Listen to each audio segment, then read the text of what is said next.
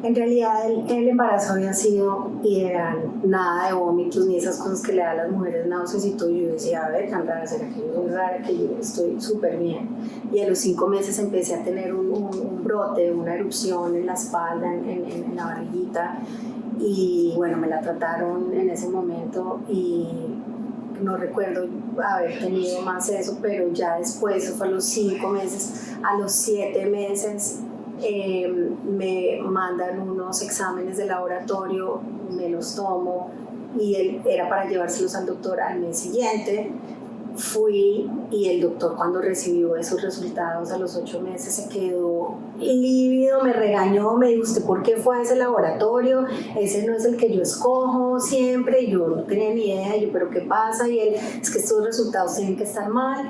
Si usted tuviera lo que dice aquí, se estaría desangrando en este momento, usted no tiene plaquetas.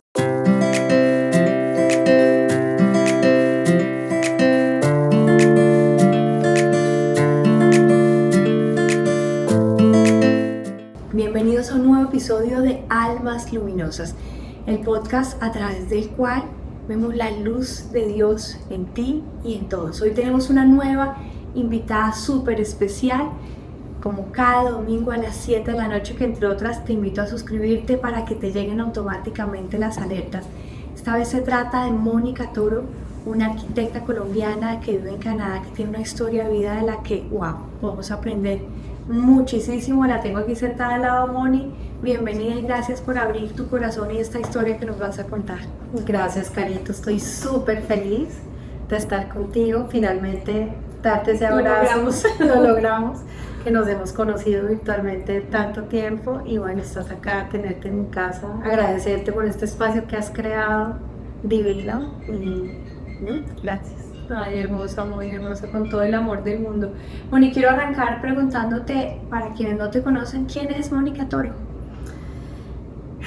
Bueno, yo soy una mujer normal, común y corriente, una mujer amorosa, una mujer fuerte, valiente, con mucha fe, con un fuego interior inmenso y con una historia que, como todos, hemos transcurrido pruebas y bueno, las hemos vencido. Bueno, así eres. Antes de entrar a la historia de esta mujer y todo lo que le pasó y a dónde llegó, quiero que hablemos de ese fuego interior que acabas de mencionar. Y quiero que nos cuentes una anécdota de cuando tenías 4 añitos, o sea, una pitituya de 4 años, que de repente con ese fuego y siendo un volador, se convierte en una estrella de la televisión nacional. ¿Cómo ocurre eso? Eso es muy linda, esa historia, porque yo amaba Pacheco y Animalandia. ¿Te acuerdas de ese programa, claro, tan lindo? Y Pernito, botamos la cédula las dos. Ajá, sí. Tuerquita y Pernito, bueno, en fin, amaba a Pacheco y yo tenía a mis papás secos, que quería conocer a Pacheco, ir a Animalandia a la grabación, porque eso era en vivo en Irradiación, pero vivíamos en Cali. Y una vez pues se presentó que viajamos a Bogotá y ellos, muy alcahuetas, me llevaron a la grabación. Cuando ya llegamos ya había iniciado el programa, entonces nos quedamos afuera en las rejitas, cerrado, pero mi papá me levantó, me sentó acá en los hombros y yo allá grito herido, es que Pacheco, yo te quiero conocer personalmente, en persona. Y entonces Pacheco dijo, ¿qué es eso? Esa bulla, esa niña, esa explosión, háganla entrar. Y nos abrieron y me entrevistó, yo eché chistes verdes. A los 4 años, atención, ¿no? Y le propusieron a mis papás que me llevaran cada 15 días a hacer unos sketches ahí en Animalandia. Fui por unos meses, un tiempo. Una vez en esas idas estaba Andrea del Boca Pinina, que estaba muy famosa, la actriz argentina, bellísima, pecosita, y la nombraron mi madrina de televisión. Entonces a mí me bautizaron como la Pulita colombiana, la estrella más joven de la televisión. Me hicieron pues entrevistas, fotos, de todo. Salí en Antena, una revista también. Amparo Peláez me hizo, creo que esa entrevista, si no mal no recuerdo. Pero esos fueron mis 5 minutos de fama. Mis papás dijeron, este medio pues no queremos, como la niña está muy chiquita y ya está ahí. Sí. Bueno, para que vayan viendo esta mujer de fuego con el que viene a este mundo, que a los 4 años trepada en los hombros del papá detrás de una reja, grita y logra convertirse en la estrella más joven de la televisión colombiana. Pero luego de esa etapa de luz empieza, Moni, un momento de oscuridad. ¿Qué pasa en tu vida? Pues yo tuve una infancia linda, muy linda, me acuerdo, fui muy amada, mis papás eran amorosísimos, unos jóvenes churros, los dos hermosos emprendedores, fuertes, creativos y empresarios, pequeños empresarios.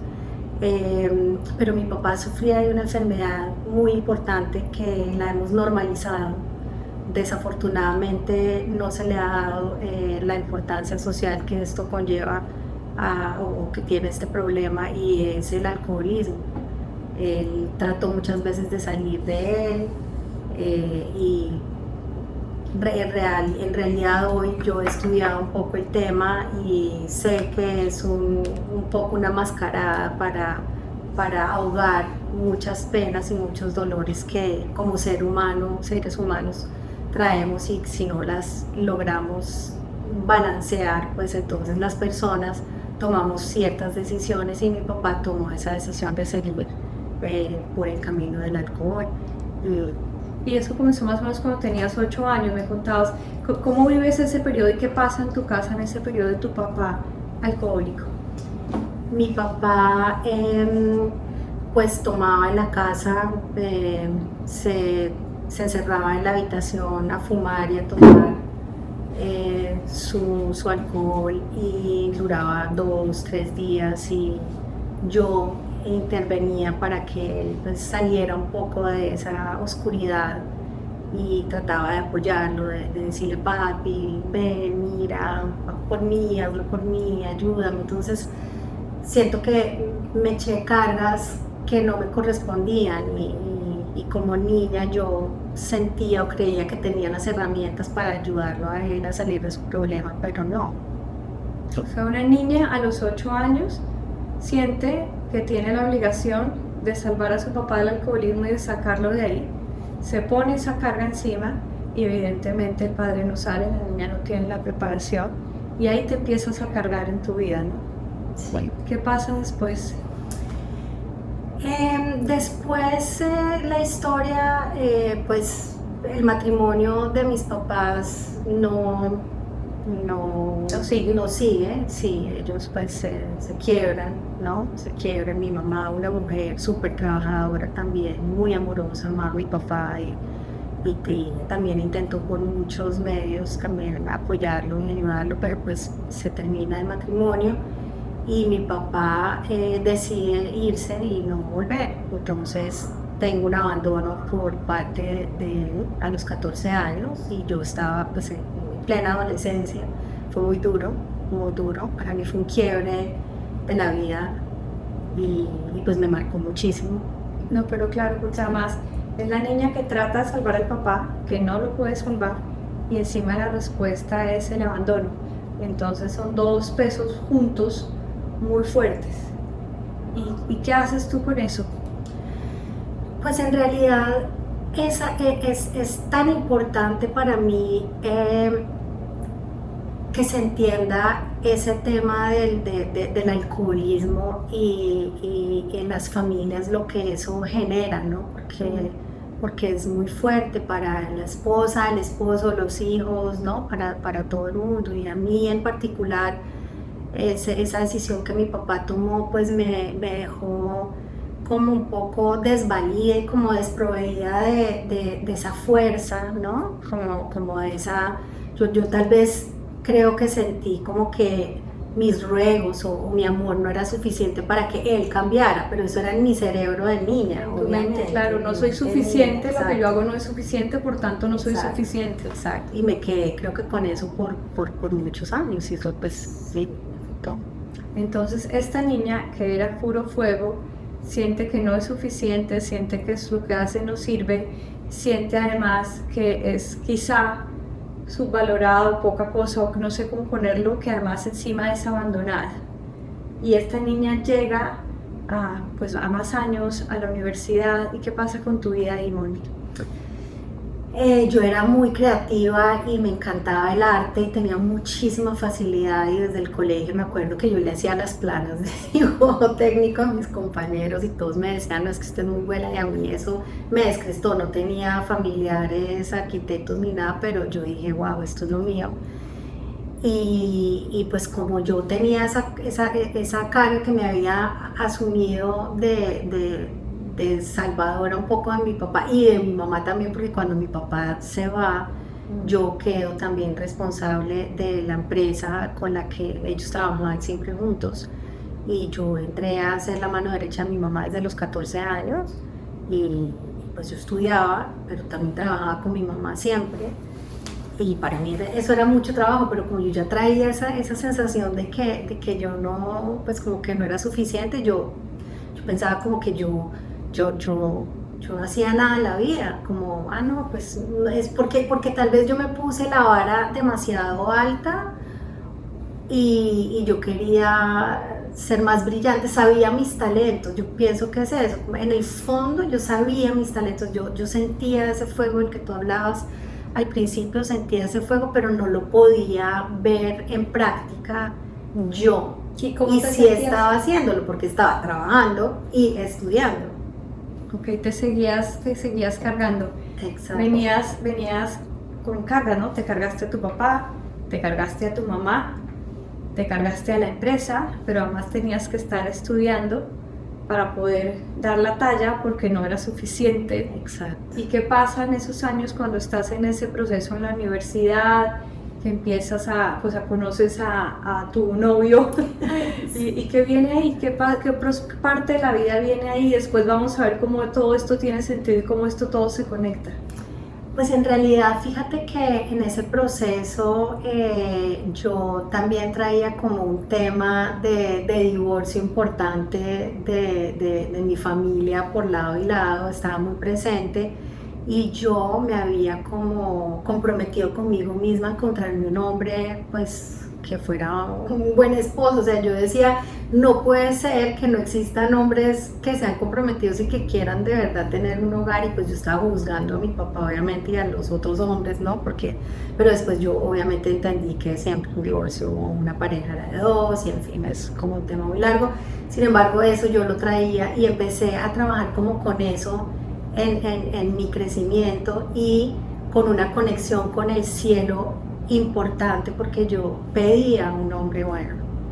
Entonces yo decía, Dios mío, ayúdame a encontrar un hombre bueno. Yo quiero tener un hogar lindo, yo quiero tener ese hogar que anhelé como niña, y yo quería tener hijos porque yo a mis primas las molestaba. Mi abuelita perdió un par de gemelitos y yo les decía siempre, la que va a heredar esos gemelos voy a ser yo, ustedes no, yo. Entonces yo quería tener esas gemelas niñas, además ya les había puesto sexo, era como una seguridad que no sé de dónde venía, y ya quería tener esas gemelas y quería tener un hombre a mi lado, sólido, comprometido, un buen padre, un buen esposo.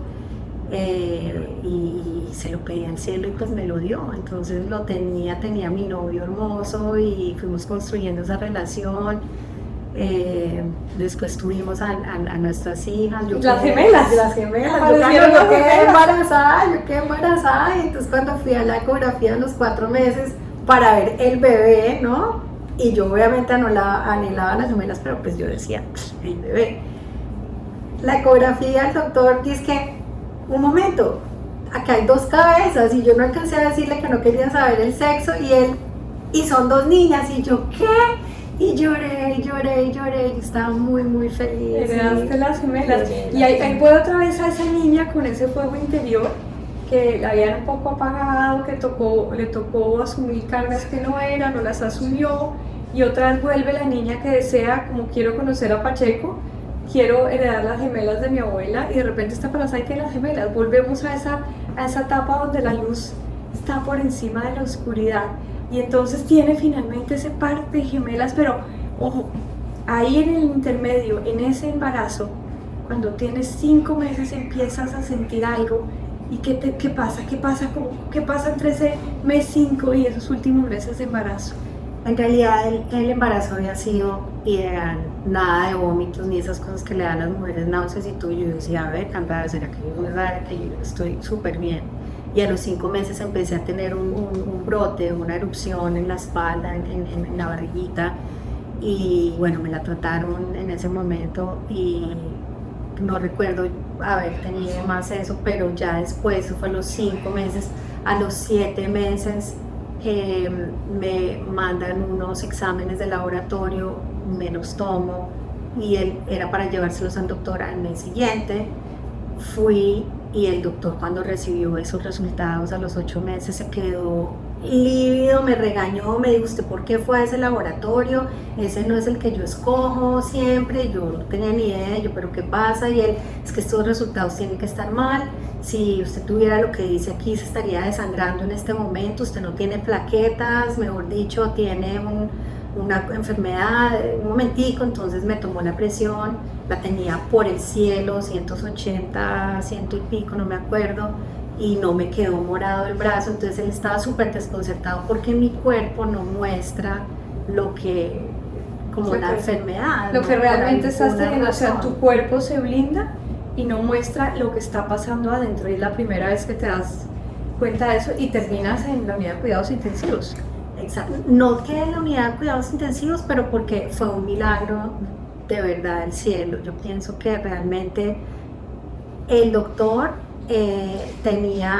llamaron un equipo de 5 o 6 especialistas, pensaban lo peor, me tenían en la unidad de cuidados intensivos lista, lista, preparada para llevarnos a las 3, o si sobrevivía yo, porque a mi esposo le hicieron firmar, ¿no?, que quien escogía él, súper difícil para él.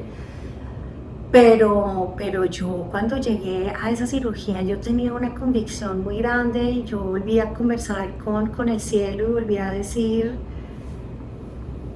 siento que he vivido mi vida con todo el amor que he podido dar, y si me vas a llevar ya a mis hijas, pues me dolerá mucho por mi mamá y mi esposo, y eso me entristeció. Entristeció. ¿Cómo? Me entristeció, qué pena. No.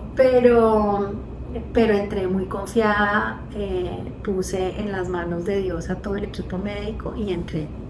Una cirugía que te hubiera podido costar la vida a ti y a tus hijas, o a tus hijas o a ti. Sí, exactamente. Y salí de la cirugía, salimos vivas.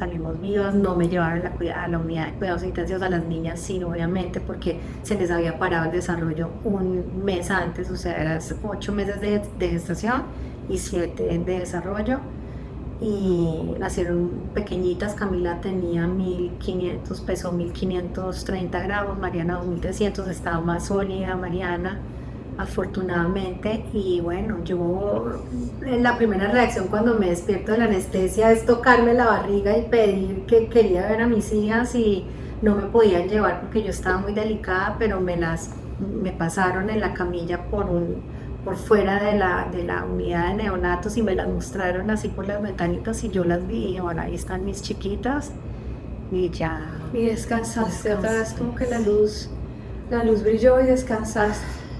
Pero luego recibes una noticia. Sí, al día siguiente me dice mi esposo, Camila nació con la enfermedad que tuvo mi hermano. Y yo, ¿cuál enfermedad? Yo no recordaba que uno de sus hermanos también había nacido con esta enfermedad, una malformación del corazón, se llama tetralogía de Fallot, y él había sido operado, pero pues yo no recordaba. Entonces cuando Andrés me dice eso, yo entré en shock y dije, ¿qué vamos a hacer? Y con 2 bebés, y dije, no, yo sé, soy muy fuerte, tengo ese fuego y sé que voy a recibir la ayuda divina y de mi familia, y vamos a salir adelante.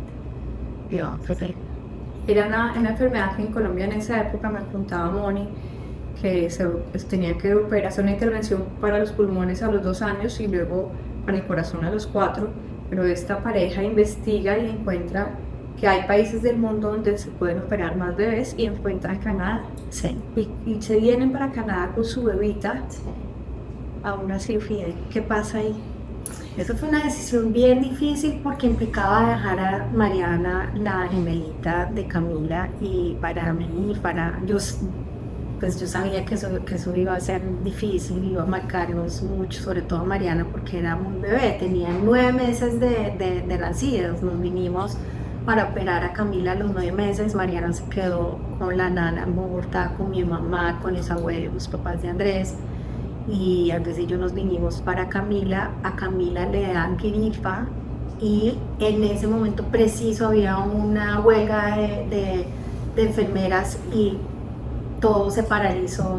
Entonces, entre la gripa y la huelga, Camila pasó de estar lista para ser operada el lunes siguiente a la última de la fila.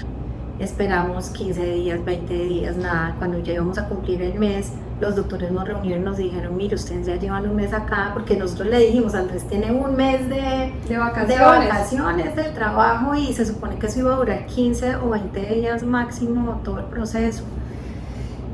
Nos dijeron: pues ustedes verán, se devuelven para Colombia y esperan que Cami suba al primer puesto, o van a Ottawa y se operan allá. Nosotros ponemos las manos sobre el fuego por esos doctores y ellos entrenaron con nosotros y la operan. Y pues ya estamos aquí, hay que confiar, y nos fuimos para Ottawa. Andrés se volvió a Colombia, mi mamá viajó a Canadá, a Toronto, nos fuimos para Ottawa.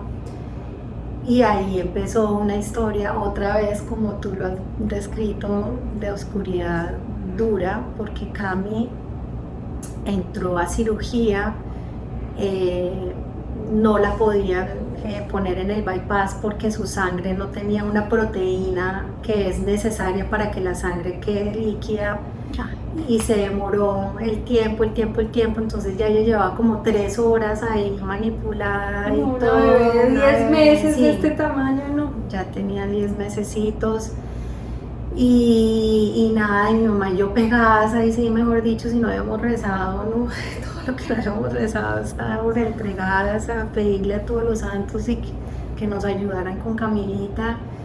Y finalmente descubrieron esa proteína, entonces la inyectaron, pasaron el bypass, y empezó la cirugía. Duró como 3 horas más las 3 que ya llevaba. A las 6 horas sale el doctor y me dice: mire, ya le hicimos la corrección a la niña. Cuando le metimos otra vez el corazoncito al cuerpo, le hicimos el ecocardiograma y nos dimos cuenta que la cirugía no quedó bien hecha, la corrección. Ay, no. Y después yo me di cuenta que había sido el conejillo de indias de un fellow.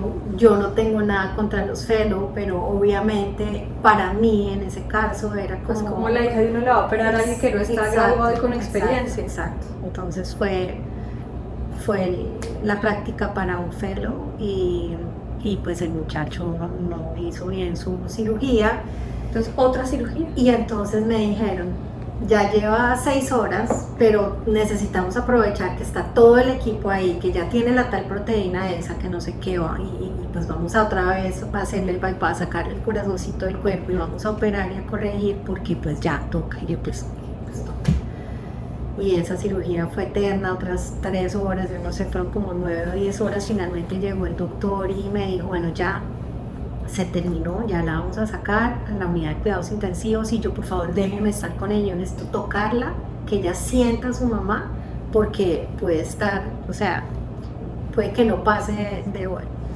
Y yo no soy histérica, yo soy muy tranquila, pero déjeme estar ahí, inmediatamente quiero llegar con ella. Entonces, bueno, pues me dijo que sí. Mientras la sacaron a ella por un lado, a mí me entraron por el otro, yo estaba con mi mamá.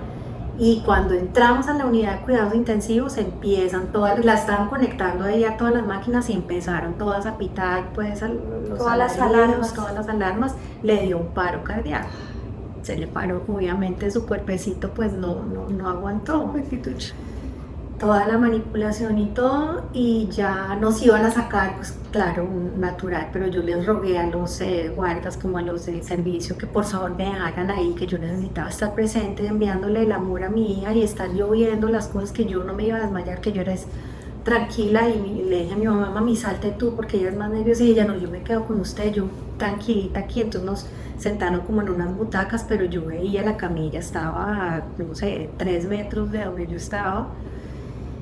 Y en ese instante yo sentí,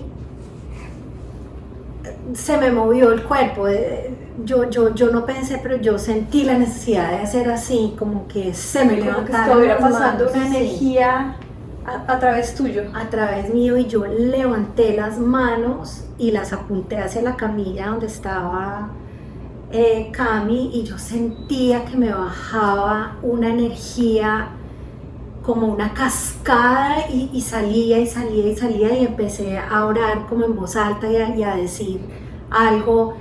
Yo, Cami, toma esta energía divina que fue la que te creó, la que te trajo. Yo no sé, yo decía estas palabras y yo me acuerdo, pero no eran como palabras que yo utilizara en mi vocabulario en ese momento. Me llegaban y yo repetía y repetía, y recibe esta energía y no sé qué, y bla, bla, bla. Y mi mamá en ese momento me dijo, toma mis manos también. Entonces tomé las manos de mi mamá, eran las 4 manos así, y yo sentía que a mí me salían chorros de verdad de luz, y las apunté hacia Camila, y pues así pasó hasta que ya el doctor, y pues se calmaron las alarmas y todo, y ya después el doctor vino y nos habló y nos explicó que los choques, electroshocks, no le funcionaron. O sea, la chiquita llegó a estar clínicamente muerta. Sí, ella llegó hasta clínicamente al límite. Yo no recuerdo si son 2 minutos o no recuerdo exactamente cuánto es el límite, y ella, mejor dicho,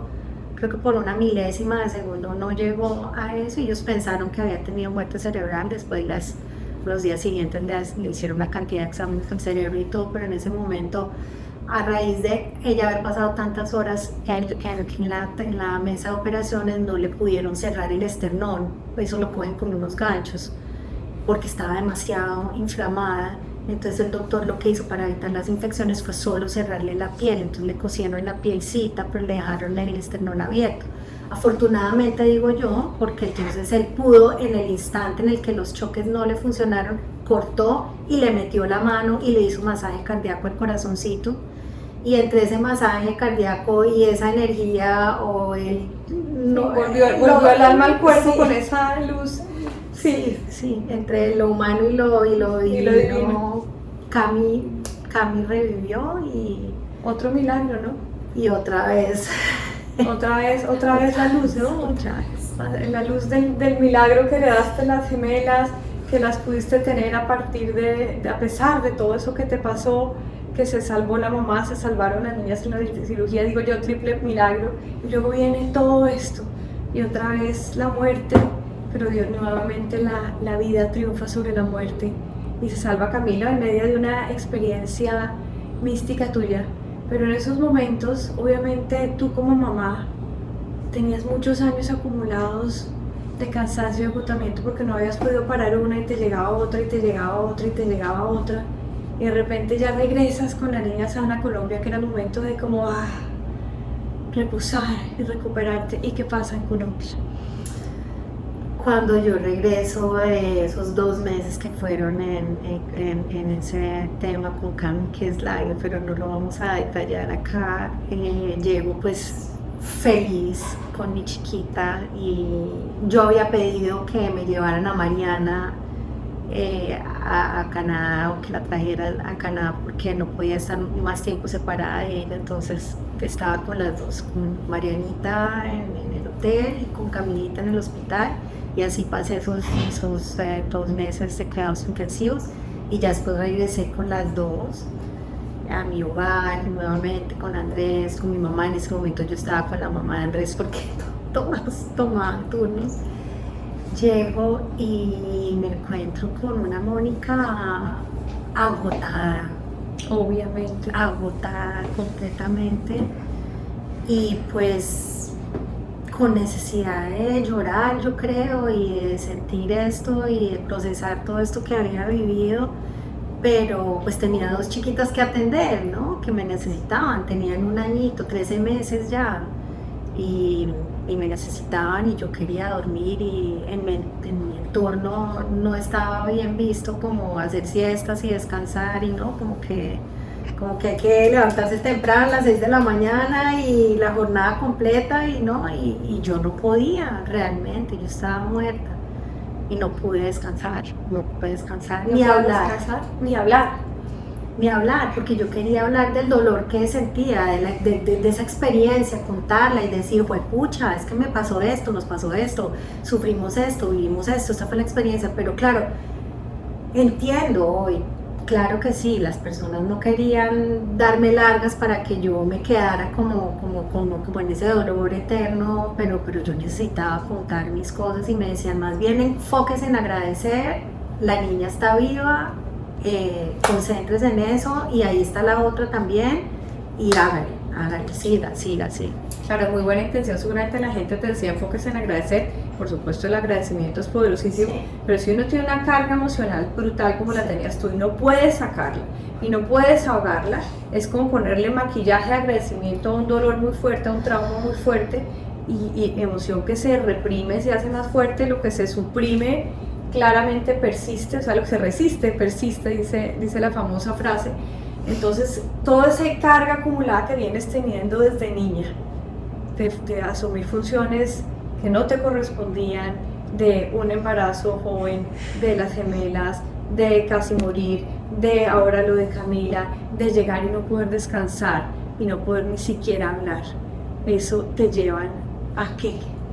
Yo me embotellé todas esas emociones, después entendí ese tema del embotellamiento, entonces claro, eso se vuelve como una bomba de tiempo, ¿no? Después de eso yo empecé a enfermarme, estaba muy débil, finalmente después de ir a muchos médicos me diagnosticaron hipotiroidismo, entonces empecé a tomarme la pastillita y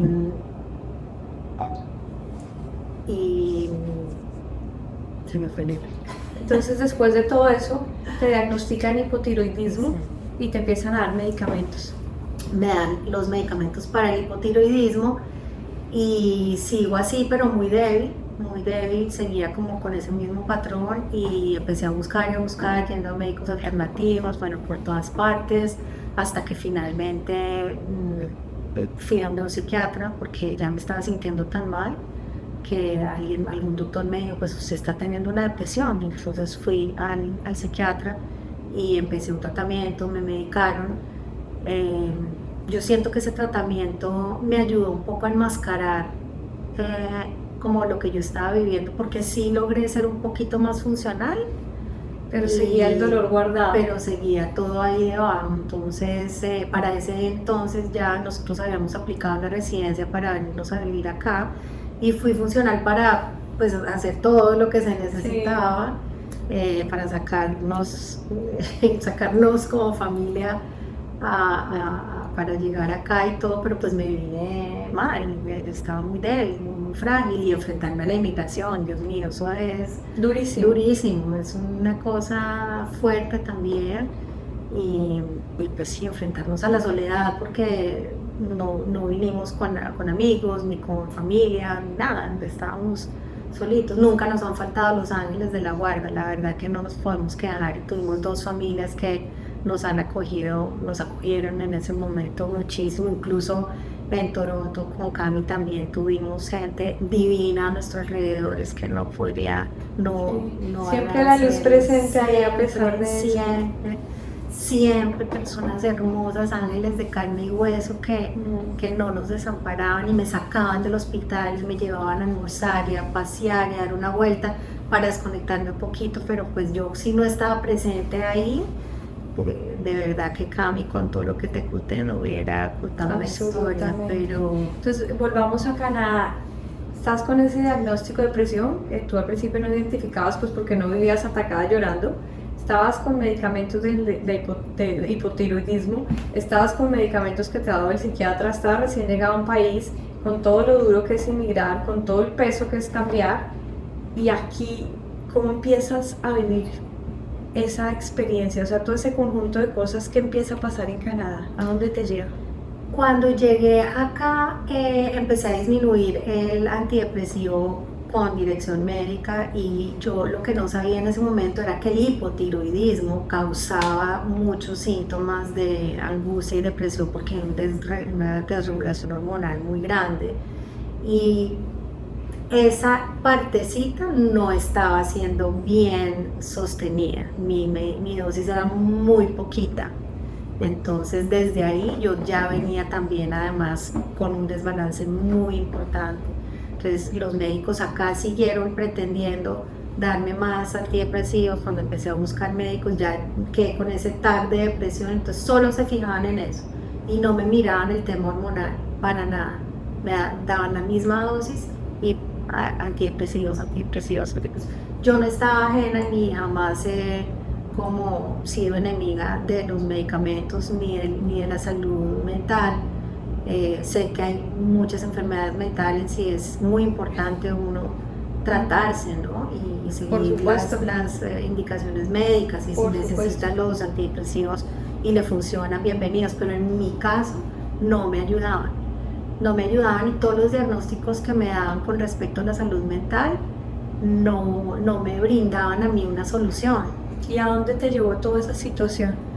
Pues yo estaba completamente agotada, era en un burnout terrible, yo pasaba de un burnout al otro y todas las estaciones acá, que mi cuerpo era ajeno a las estaciones, entonces en otoño llegaba el otoño y la falta de luz, se me bajaba la energía.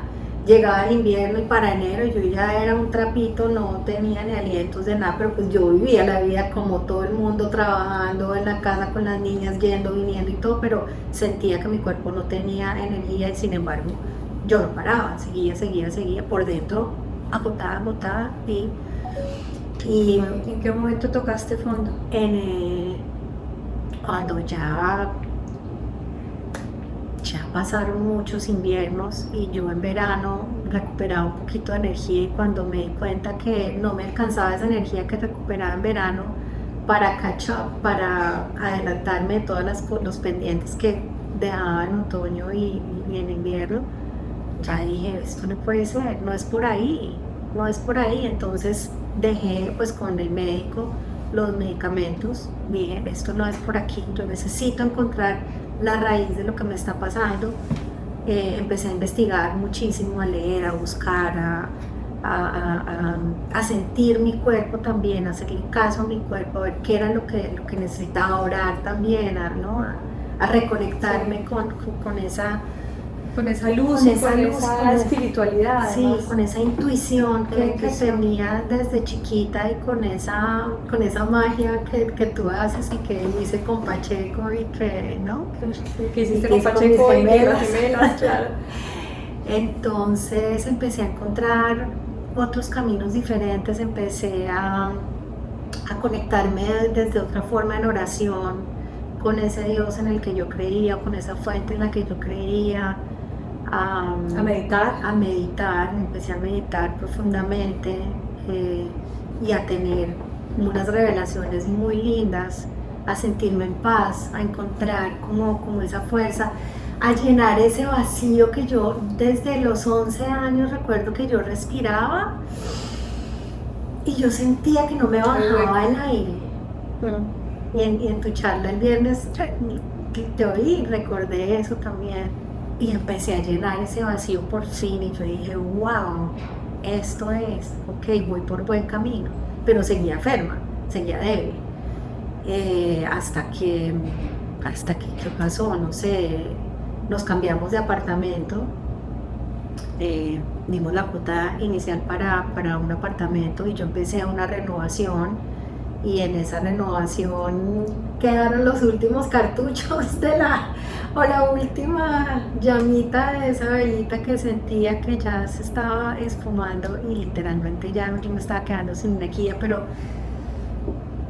me estaba yendo tranquila, bonita, había hecho un proceso. Estabas sintiendo que tu vida se te estaba agotando, que te ibas a morir incluso. Sí. Pero estabas llevando ese sentido de que me voy a morir en paz. En paz, sí, porque había hecho varios años, unos 5, digamos, intensos, 10, como en toda la investigación de un viaje profundo a mi ser, a encontrarme realmente, con miedo de encontrar, ¿no?, sombras y dolores y experiencias que yo había tenido desde pequeña, de abusos y y del alcoholismo de mi padre y del abandono y el abuso, que te repito nuevamente que no lo habíamos tocado, pero yo pienso que ese es un tema tan importante, que también se ha entre normalizado por un lado y ocultado por el otro. ¿Y qué quisieras decir sobre el abuso?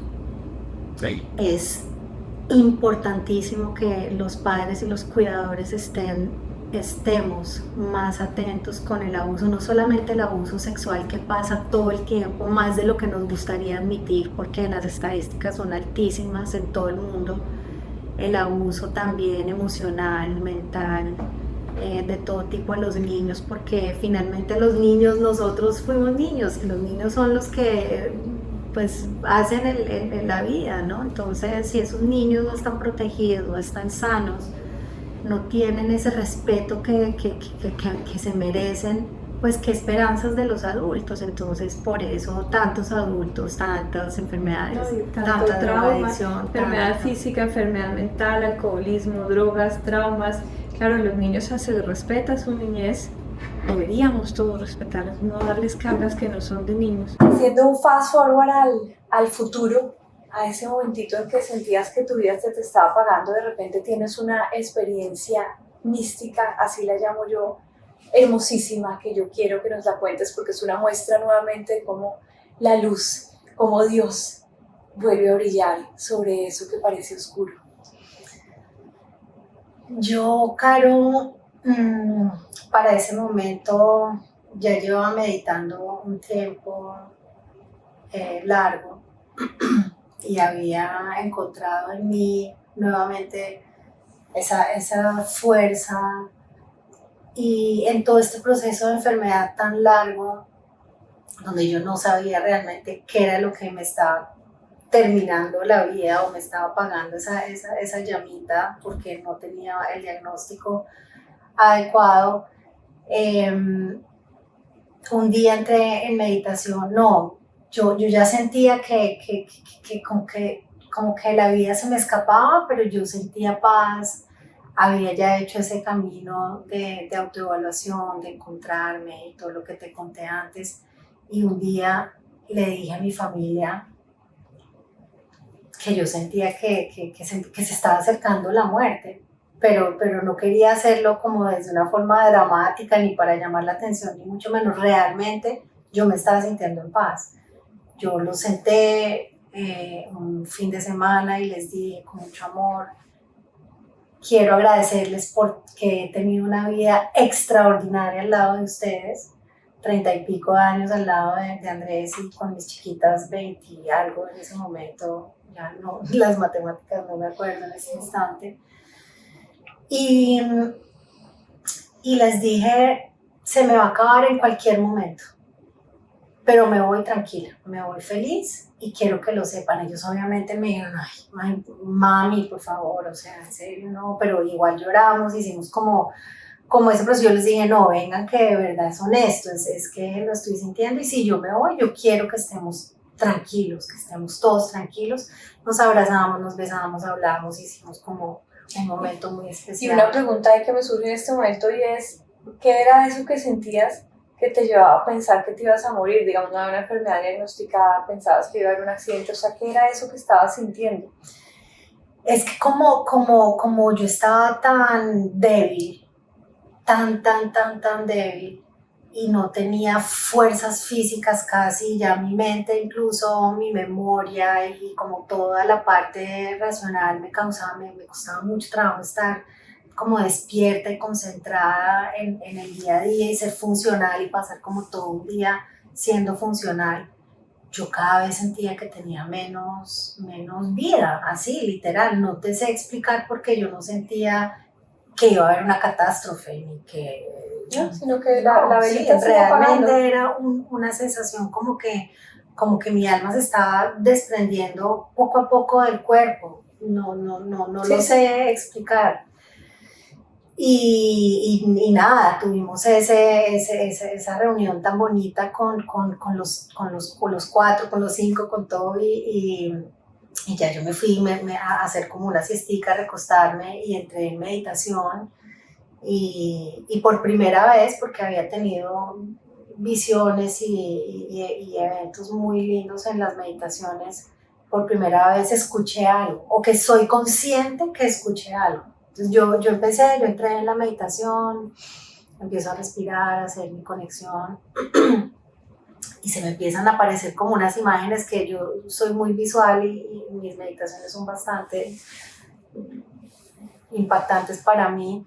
Empiezo como unas nubes, veo como unas nubes, como un grisáceo con blanco, y esas nubes yo empiezo a mirar y como varias formas, varias nubes, y se empieza a bajar como un triángulo, como unos triangulitos así, y se ponen como en una perspectiva y yo unos triángulos. Entonces yo con los ojos cerrados, pero pues yo como que me aterro y miro y analizo a ver qué es lo que le voy dando forma, y esos triángulos de repente entiendo que son como unas barbas, o yo lo interpreto así, como que son como unas barbas, porque se alargan realmente bien puntudas, largas. Entonces unas barbas largas, y escucho una voz, un susurro: Elías, Elías. Y yo me asusté, pero dije, no me voy a salir de la meditación, quiero ver esto a dónde me lleva, qué mensaje es el que voy a recibir. Moisés, Abraham. Y ahí paró, y ya me asusté, pues como que dije, no, ya, pum, y se esfumó esta visión. Y yo dije, ¿qué es esto? Voy a investigar, y tomé el teléfono y empecé a investigar un poco la historia de estos profetas, porque me llamó mucho la atención. Yo no soy lectora de la Biblia, no, como que no tengo esa base como para decir, no, es que yo estaba viendo una película o estaba leyendo acerca de los profetas, no, llegó realmente de algo inesperado. Y me causó mucha impresión que la historia de estos 3 profetas, para mí lo que yo entendí es una fe impresionante. Y yo conozco la historia desde chiquita de Moisés, y bueno, sí, la que aprendemos, obviamente, la que aprendemos, pero lo que yo empiezo a entender es esa fe, y se me quedó muy grabado esa fe y esa fuerza que mueve realmente montañas, que yo siento que he tenido esa fe, que toda tu vida he logrado mover montañas de alguna manera. Me dio como más paz, y entonces yo pensaba, wow, ¿será que en serio me están llamando del otro lado? O sea, es de verdad esto que yo estoy sintiendo, que me voy a ir. ¿Y qué es esto? No entendí. Bueno, ya pasó ese día. Al siguiente día yo me levanté y le conté a mi esposo, y él pues es incrédulo como un poco de estos temas, y mis hijas también. Entonces, pero pues yo les cuento de todas formas, porque pues con quien más hablo y a quien más le comparto mis cosas, ellos me escuchan, son muy lindos, y les conté, pero pues no, ni idea, que eso es tan raro. Bueno, finalmente ese día decido, recobro un poquito de energías y me voy a caminar con mi perro y con mi esposo, y damos una caminata. Y como ya tenía tan bajita la pila o la velita, llego a hacer una larga siesta para poder recuperar energías, y en esa larga siesta entro otra vez en el periodo, en la meditación, y ahí es donde tengo el abrazo del cielo, que yo lo llamo así porque fue algo demasiado divino. Yo entré en la meditación también muy relajada, y yo entro muy agradecida, muy feliz realmente a las meditaciones, siempre enaltecida y como glorificada por poder tener esa conexión que yo siento que es muy fuerte. Y entro ahí, y entonces empiezo a ver una lucecita, y esa lucecita de repente se abre, y es como un cono inmenso, como no puedo decir que es un túnel, pero fue más como un cono de una luz demasiado blanca, intensa, y era larguísimo, era como eterno, o sea, traspasaba el cielo raso y más allá, no tenía límites, así como una V. Y yo me quedo también ahí con lo que me había pasado el día anterior. Dije, ahora sí que no me voy a desconectar de esto, yo quiero ver qué voy a recibir. Y de repente entra como por la derecha una bola, como una bola de fuego que palpita, como un pálpito de fuego de colores así como anaranjados, amarillos con destellos y con muchísimo movimiento, y se va acercando y va bajando por ese cono de luz, y se va acercando y se va acercando a mí, y a medida que se acerca va cobrando como forma de una silueta, como una cabeza, como una silueta, pero no tenía cara ni nada, pero se va como transformando de una bola así a una silueta, unos hombros y como una extensión de algo, pero no brazos, ¿sí? Como una manta, como no sé, Sí. yo no lo ¿Qué, interpreté. ¿Tú qué como, pensaste? Yo dije, ¿eso qué es? O sea, ¿esto qué es? Un ángel, ¿qué es lo que se me está viniendo encima? ¿Qué me va a llevar? ¿Qué va a pasar? ¿Me va a llevar? O sea, realmente vinieron, ahora sí que me fui. Y entonces se me va acercando esto y yo siento que salto al vacío, yo sentí ahí sí literalmente que mi alma se desprendió y salté, yo sentí ese salto y estos brazos así me acogieron y me abrazaron y yo me tiré en bolita así como niña chiquita y me cubrió esto así. Yo, mientras veía todo esto que estaba pasando, yo lloraba. Creo que físicamente también, no sé, pero yo en mi meditación sentía que lloraba y estaba como hiperventilando, pero al mismo tiempo yo podía tener como el control de no angustiarme, sino mantenerme como en una calma y en una serenidad, porque era demasiado lindo. Entonces yo logré tener como saborearme ese momento y extenderlo, porque yo no sé cuánto duró, si fueron un segundo o 10 minutos, no sé. Y cuando ya yo me tiro ahí, me ataqué a llorar y yo me escuché mi voz preguntando, ¿eres tú, Señor? ¿Viniste por mí? Fue lo que se me ocurrió preguntar. Y yo no recuerdo que haya tenido una respuesta como, sí, soy tu Señor, o soy el Señor, o soy Dios, o soy no. Pero yo pregunté eso y lo que sí recuerdo haber escuchado es, aún no es tu momento. Aún no es tu Aún momento. no es tu momento, te falta mucho por hacer. Wow. Y me quedo ahí en ese abrazo hasta que una de mis hijas entró a la habitación y me llama mi atención porque necesitaba preguntarme algo, y yo salí de la meditación y pues ya, no sé, le respondí lo que ella quería saber, pero yo estaba llorando físicamente, y ella me preguntó, ¿qué te pasó? ¿Estás bien, mami? Y yo, sí, es que acabo de tener una cosa espectacular, una meditación divina, y ella, bueno, se tenía que ir, no sé, se fue, y yo traté otra vez, como yo, bueno, ya quiero volver a esto, cerré los ojos y todo, pero ya no estaba, pero ya me quedé con eso, con ese regalo, con ese abrazo del cielo tan divino que para mí fue realmente, después de haber estado tan enferma, después de haber atravesado por tantas cosas, después de haber logrado llegar hasta el fondo de mi ser, de reencontrarme, pero reencontrarme sin vida, entre comillas, porque ya me iba a ir. Reencontraste la paz y dijiste, estoy lista para irme. Exacto. Y recibes ese amor gigante y te dice, aún no es tu momento.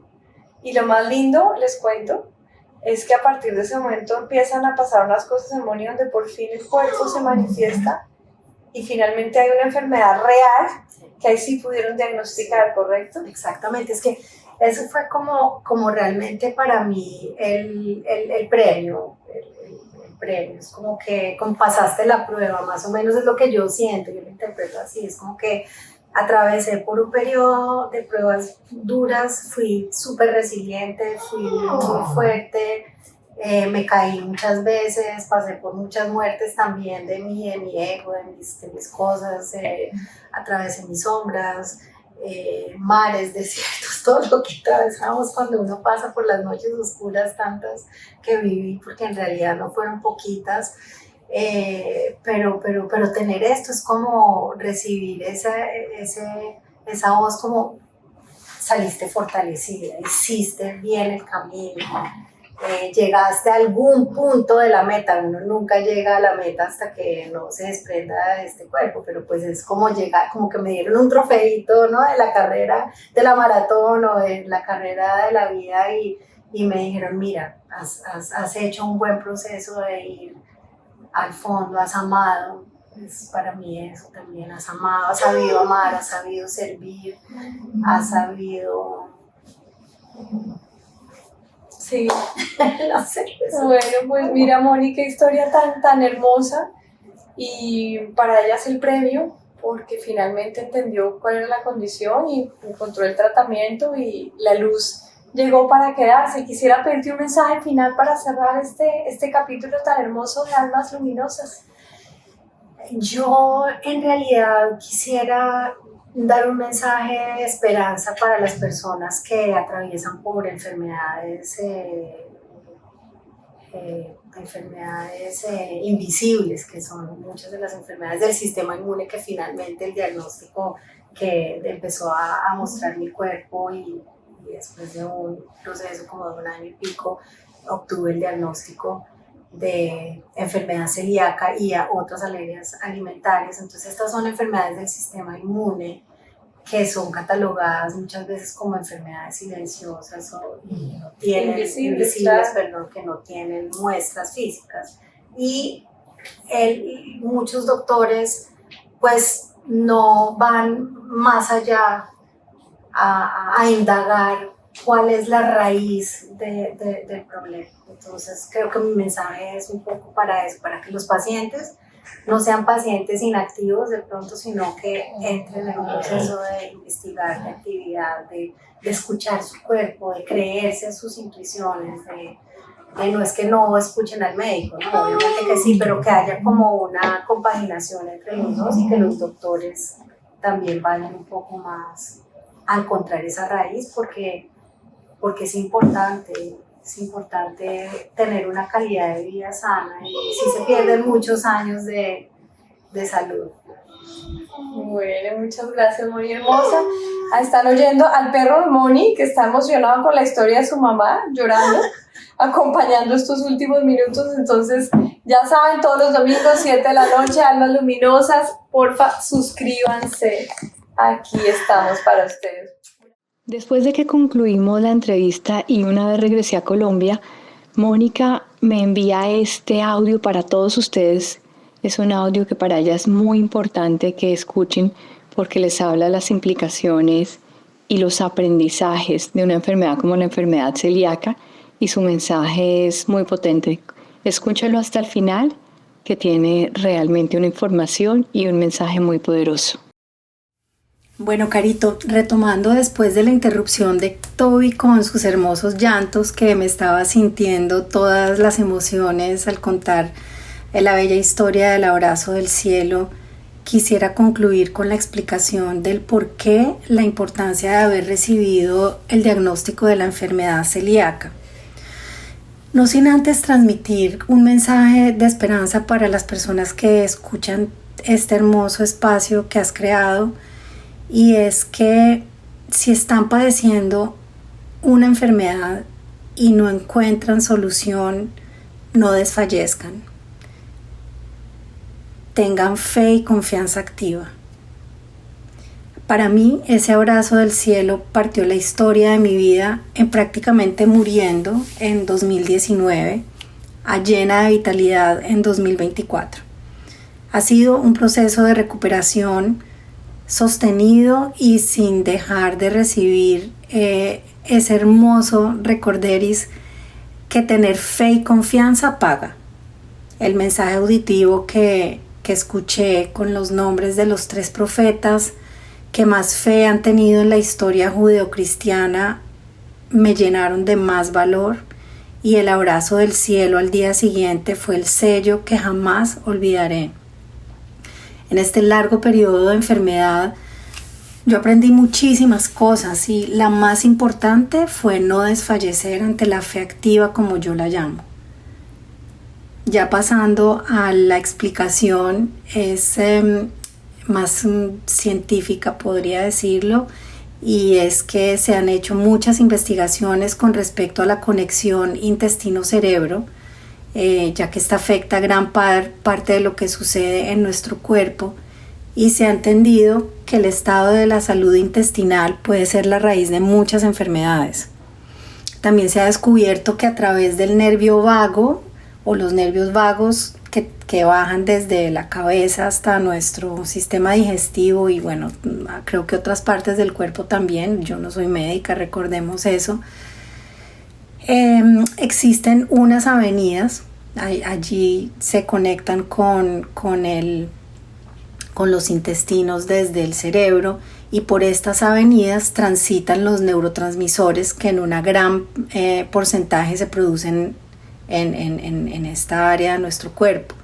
Entonces estos viajan hasta el cerebro y es allí donde se genera el balance químico que necesitamos para estar bien mentalmente y en equilibrio. En el caso de la enfermedad celíaca, del diagnóstico que yo tuve, los cilios son unos vellitos, como unas pequeñas vellosidades en forma de dedos, pero pues con otra composición en nuestro sistema digestivo, que son los que permiten la absorción de nutrientes. Entonces sin estos cilios no hay una buena nutrición y no hay pues buena producción de todo lo que nuestro cuerpo necesita para estar aliviado, con salud. Yo ya después de haber aprendido todas estas cosas en las investigaciones que me dediqué a hacer, porque a pesar de que estaba tan enferma, no perdía tiempo, siempre leía mucho, investigaba por todas partes y fue así como fui encontrando también soluciones y el cielo me fue guiando para encontrar mis respuestas. Ya así atando cabos después de un tiempo, entendí por qué ese síndrome de HELP que tuve en el 7º mes del embarazo, que casi morimos mis niñas y yo. Entonces yo había investigado en ese tiempo, en el 98, con mi esposo, que este síndrome de HELP le da a mujeres embarazadas muy jovencitas, como de 15 años promedio, o a mujeres de raza afro, o a mujeres con malnutrición. Y yo en ese momento no veía ninguna conexión porque yo no tenía 15 años y pues yo asociaba también la malnutrición con una delgadez extrema. Entonces lo único que concluí fue que la categoría a la que yo pues pertenecía era la herencia afro, porque como colombiana pues tengo estos genes también y me había quedado como con eso y dije bueno, pues era esa la razón. Pero ya hoy, entendiendo lo del síndrome de HELP y todo el daño que ocurre en el sistema digestivo, y pues concluí que en realidad era también la malnutrición que yo tenía en ese momento. A pesar de no ser una mujer delgadita, mi sistema inmunológico en ese momento ya estaba en alarma 24/7 porque pues yo comía gluten desde chiquita. Y a pesar de haber tenido ciertos síntomas y alergias respiratorias y todo, pues jamás en la vida, nunca nadie pensó que yo tenía esta enfermedad. Entonces, pues bueno, ya después de tener esta enfermedad del síndrome de HELP, mi cuerpo que entró como en un cortocircuito quedó súper frágil. Yo estuve ya ahí después de tener a mis niñas. Empecé a enfermar cada vez más y ningún doctor tuvo en consideración este paso de la enfermedad del embarazo, a pesar de que yo siempre lo nombraba porque a mí me parecía que había sido tan fuerte que tenía o había dejado algunas secuelas en mí o pues debía haber alguna relación como con todo este proceso de degradación que mi cuerpo estaba teniendo, pero pues no, entonces no se miró eso nunca. Bueno, para continuar, creo que el sistema inmunológico, cuando se tiene esta enfermedad celíaca, recibe el gluten como un invasor del cual se debe defender, y en mi caso y las personas que tenemos esta enfermedad, nuestro cuerpo no tiene las enzimas necesarias para procesar esta proteína del gluten.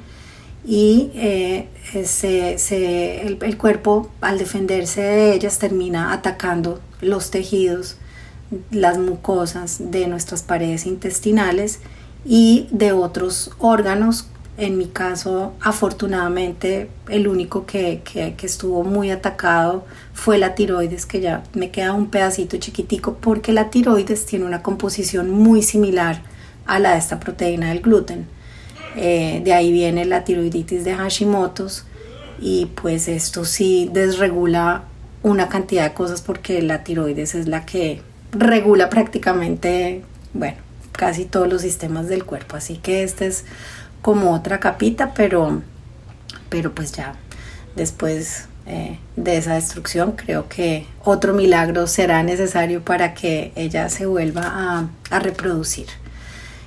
Y Caro, hago mucho énfasis en esta historia para que muchas personas la analicen y vean si de pronto les resuena, porque por ejemplo yo ya al haber desarrollado esta enfermedad celíaca y por tantos años no haber tenido el diagnóstico correcto, me quedé sin la barrera intestinal protectora. A raíz de esto se me generan muchas alergias a otros alimentos, y entonces mi cuerpo vivía en alarma 24/7, librando una batalla literalmente que me tenía con una toxicidad altísima, y porque mi sistema digestivo estaba completamente permeable. Entonces yo estaba completamente intoxicada y pues no podía realmente hacer todos los procesos adecuados. Los neurotransmisores, ya como lo expliqué antes, la dopamina, la serotonina se producen en un 95% en nuestros intestinos, entonces pues no se estaban generando adecuadamente y no podían viajar por estas avenidas que mencioné anteriormente hasta el cerebro. Y es así como estuve en un estado de postración casi total, donde mis sistemas musculoesquelético y nervioso estaban en degeneración, y adicional este proceso inflamatorio era brutal. Entonces de ahí todos los diagnósticos de fibromialgia, artritis, tenía anemia, depresión, colitis ulcerosa, rectorragias, pérdida de fuerza, agotamiento permanente, bueno, otricos diagnósticos. Entonces, bueno, por eso la importancia de recalcar que ese abrazo del cielo a finales del verano de 2019 fue el que me permitió, después de ese día, le permitió a mi cuerpo empezar a mostrar físicamente las pruebas necesarias, con brotes, con inflamación ya en la cara, con choques anafilácticos y ya pues de mucha gravedad física. Ahí fue cuando finalmente entré en un tratamiento de 1 año con antihistamínicos. Empezó la pandemia, entonces todo era más difícil de acceder a los exámenes de laboratorio y todo. Pero esta doctora fue lo más humilde del mundo y amorosamente reconoció que ella no podía sola, decidió apoyarse con otro especialista, eligió consultar con él y él me ordenó una pruebita de laboratorio que cambió mi historia, que fue la de la enfermedad celíaca. Entonces, pues así fue cuando volví a retomar mi vida después de más de 2 décadas de estar gravemente enferma, y fui poco a poco aliviándome. Cuando ya obtuve el diagnóstico de las otras alergias alimentarias, fue como por arte de magia que perdí la inflamación. Fue como un globo que hubiera pinchado con un alfiler, porque literalmente me desinflé y empecé a recuperar mi salud cada vez más fuerte, más. Hoy puedo sin dolor apoyar mis pies para levantarme, puedo caminar muchísimo más, hasta bailar, estoy montando en bicicleta. Mi voz está recuperando su fuerza, mi mente, su enfoque, la memoria. Estudié también y estoy preparándome para recomenzar otra profesión. Simplemente cuido mi alimentación, no como lo que ya sé que mi cuerpo no tolera, así le estoy dando la energía necesaria para que se recarguen se regeneren todas mis paredes intestinales y mis células. Y lo más importante para mí es que continúo con esa conexión espiritual que me mantiene fuerte. Vivo en gratitud, una gratitud inmensa con el cielo, y estoy cada vez mejor.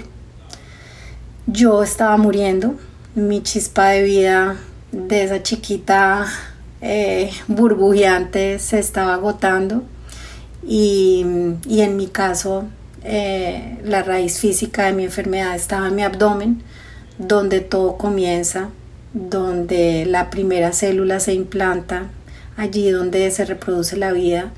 Y para mí la importancia de todo esto es entender que este es como mi primer cerebro y nuestro primer cerebro, y le debemos poner muchísima atención.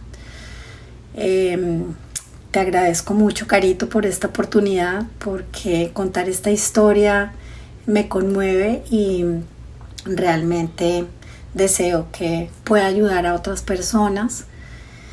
Yo tuve un viaje muy profundo, fui a un viaje interior bastante intenso, volví a mi esencia, volví al inicio de la vida, volví al amor, volví a la luz y volví allí donde se ubican esas células madres, y siento que yo desde allí recibí ese abrazo del cielo que me regaló la oportunidad de continuar la vida en este cuerpo. Jamás olvidaré que sí hay vida más allá de esta vida como la conocemos o como la conozco. Sé que se nos cuida, sé que se nos da la asistencia, que si sabemos pedir y tenemos fe activa y confianza, no estaremos solos. Se nos ama muchísimo, y si buscamos con fe y confianza recibiremos toda esa protección siempre. Muchas gracias. Te abrazo fuerte.